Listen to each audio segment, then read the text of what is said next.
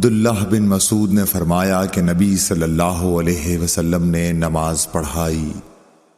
ابراہیم نے کہا مجھے نہیں معلوم کہ نماز میں زیادتی ہوئی یا کمی۔ پھر جب آپ نے سلام پھیرا تو آپ سے کہا گیا کہ یا رسول اللہ صلی اللہ علیہ وسلم کیا نماز میں کوئی نیا حکم آیا ہے؟ آپ نے فرمایا آخر کیا بات ہے؟ لوگوں نے کہا آپ نے اتنی رکعتیں پڑھی ہیں۔ یہ سن کر آپ صلی اللہ علیہ وسلم نے اپنے دونوں پاؤں پھیرے اور قبلے کی طرف منہ کر لیا اور سہو کے 2 سجدے کیے اور سلام پھیرا۔ پھر ہماری طرف متوجہ ہوئے اور فرمایا کہ اگر نماز میں کوئی نیا حکم نازل ہوا ہوتا تو میں تمہیں پہلے ہی ضرور کہہ دیتا، لیکن میں تو تمہارے ہی جیسا آدمی ہوں، جس طرح تم بھولتے ہو میں بھی بھول جاتا ہوں، اس لیے جب میں بھول جایا کروں تو تم مجھے یاد دلایا کرو، اور اگر کسی کو نماز میں شک ہو جائے تو اس وقت ٹھیک بات سوچ لے اور اسی کے مطابق نماز پوری کرے، پھر سلام پھیر کر 2 سجدے سہو کے کر لے۔ صحیح بخاری حدیث نمبر 401۔ انس بن مالک رضی اللہ تعالی عنہ سے روایت ہے کہ عمر رضی اللہ تعالی عنہ نے فرمایا کہ میری 3 باتوں میں جو میرے منہ سے نکلا میرے رب نے ویسا ہی حکم فرمایا۔ میں نے کہا تھا کہ یا رسول اللہ صلی اللہ علیہ وسلم اگر ہم مقام ابراہیم کو نماز پڑھنے کی جگہ بنا سکتے تو اچھا ہوتا۔ اس پر یہ آیت نازل ہوئی اور تم مقام ابراہیم کو نماز پڑھنے کی جگہ بنا لو۔ دوسری آیت پردے کے بارے میں ہے۔ میں نے کہا تھا کہ یا رسول اللہ کاش آپ اپنی عورتوں کو پردے کا حکم دیتے، کیونکہ ان سے اچھے اور برے ہر طرح کے لوگ بات کرتے ہیں۔ اس پر پردے کی آیت نازل ہوئی۔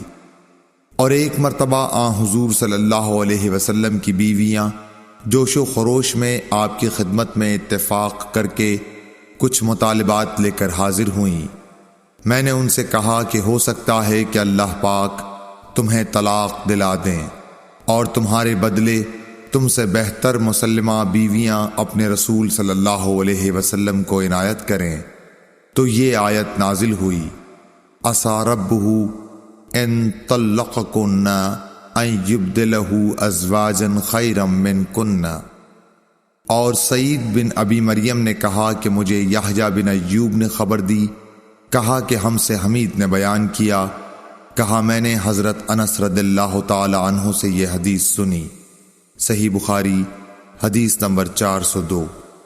عبداللہ بن عمر سے روایت ہے آپ نے فرمایا کہ لوگ قباء میں فجر کی نماز پڑھ رہے تھے کہ اتنے میں ایک آنے والا آیا، اس نے بتایا کہ رسول اللہ صلی اللہ علیہ وسلم پر کل وحی نازل ہوئی ہے اور انہیں کعبے کی طرف نماز میں منہ کرنے کا حکم ہو گیا ہے۔ چنانچہ ان لوگوں نے بھی کعبے کی جانب منہ کر لیے، جبکہ اس وقت وہ شام کی جانب منہ کیے ہوئے تھے، اس لیے وہ سب کعبے کی جانب گھوم گئے۔ صحیح بخاری حدیث نمبر 403۔ جناب عبداللہ سے روایت ہے انہوں نے فرمایا کہ نبی کریم صلی اللہ علیہ وسلم نے بھولے سے ظہر کی نماز 1 مرتبہ 5 رکعت پڑھی۔ اس پر لوگوں نے پوچھا کہ کیا نماز میں زیادتی ہو گئی ہے؟ آپ صلی اللہ علیہ وسلم نے فرمایا کیا بات ہے؟ صحابہ نے عرض کی کہ آپ نے 5 رکعت پڑھی ہیں۔ عبداللہ بن مسعود رضی اللہ تعالیٰ عنہ نے فرمایا کہ پھر آپ نے اپنے پاؤں موڑ لیے اور سہو کے 2 سجدے کیے۔ صحیح بخاری حدیث نمبر 404۔ انس بن مالک رضی اللہ تعالیٰ عنہ سے روایت ہے کہ نبی کریم صلی اللہ علیہ وسلم نے قبلے کی طرف دیوار پر بلغم دیکھا جو آپ کو ناگوار گزرا، اور یہ ناگواری آپ کے چہرہ مبارک پر دکھائی دینے لگی۔ پھر آپ اٹھے اور خود اپنے ہاتھ سے کھرچ ڈالا اور فرمایا کہ جب کوئی شخص نماز کے لیے کھڑا ہوتا ہے تو گویا وہ اپنے رب کے ساتھ سرگوشی کرتا ہے، یا یوں فرمایا کہ اس کا رب اس کے اور قبلے کے درمیان ہوتا ہے، اس لیے کوئی شخص نماز میں اپنے قبلے کی طرف نہ تھوکے، البتہ بائیں طرف یا اپنے قدموں کے نیچے تھوک سکتا ہے۔ پھر آپ نے اپنی چادر کا کنارہ لیا، اس پر تھوکا، پھر اس کو الٹ پلٹ کیا اور فرمایا یا اس طرح کر لیا کرو۔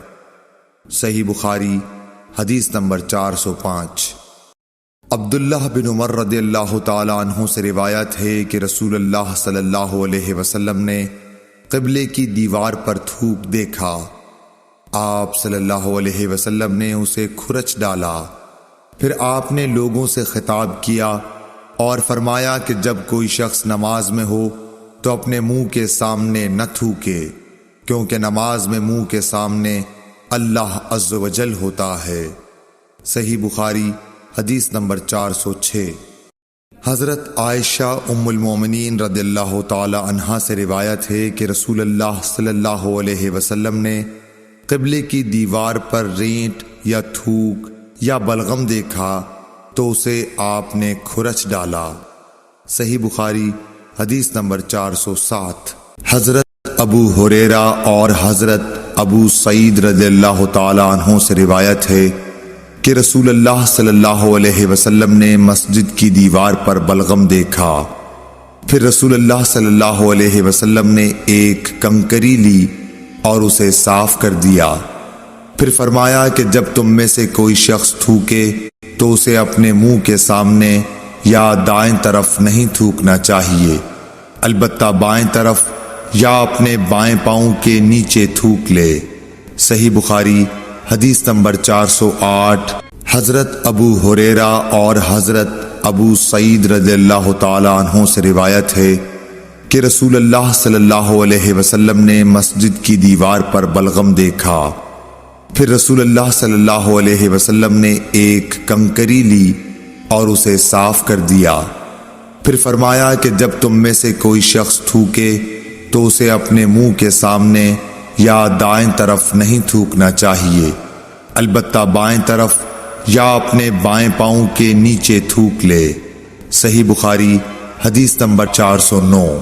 حضرت ابو ہریرہ رضی اللہ تعالی عنہ اور حضرت ابو سعید خدری رضی اللہ تعالی عنہ نے بیان کیا کہ رسول اللہ صلی اللہ علیہ وسلم نے مسجد کی دیوار پر بلغم دیکھا تو آپ صلی اللہ علیہ وسلم نے ایک کنکری سے اسے کھرچ ڈالا اور فرمایا اگر تم میں سے کسی کو تھوکنا ہو تو اپنے چہرے کے سامنے یا اپنے دائیں طرف نہ تھوکا کرو، البتہ اپنے بائیں طرف یا اپنے بائیں قدم کے نیچے تھوک سکتے ہو۔ صحیح بخاری حدیث نمبر 410۔